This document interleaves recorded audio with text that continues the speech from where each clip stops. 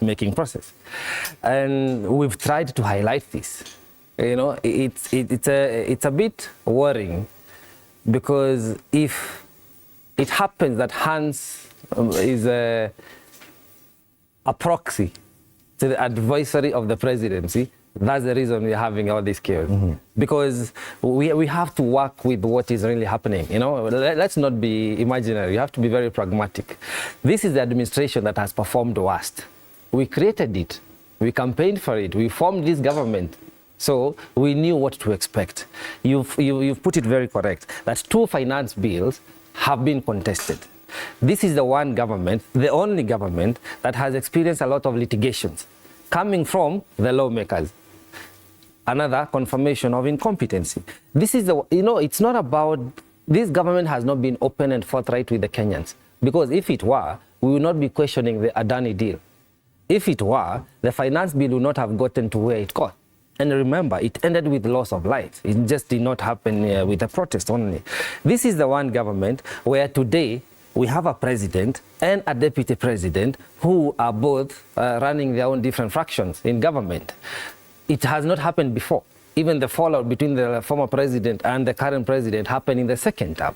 This is happening in the, actually started in the first term of their regime. The first 2 years? The first year of their regime, because this is the second year now, which we are marking today. Therefore, to try and defend this government, it is difficult.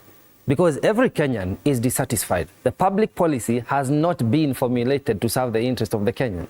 And we are the ones who made this government. We must realize that as Kenyans, we are not at the mercy of the president. We are not at the mercy of the leadership. They are there to serve us. We've provided guidelines on how we want to be governed. That is the constitution. It is the only government that has continued to violate the same constitution under the disguise of the rule of law.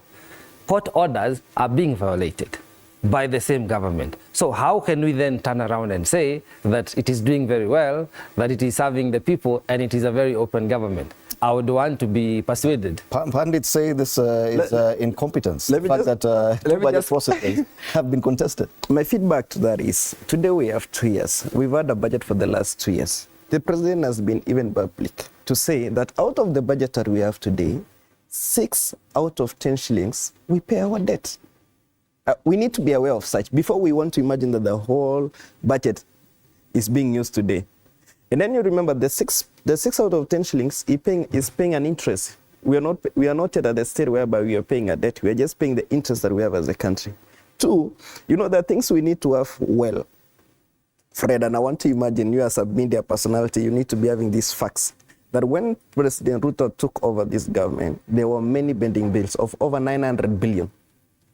So President Ruto went into government whereby today he has to manage debt, he has to manage to pay the pending bill, because you cannot offer other services today.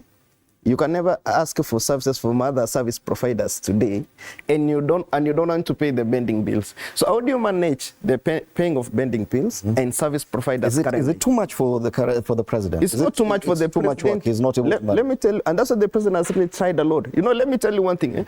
This is, even if you bring the best brain in the world, that is the situation in Kenya is today.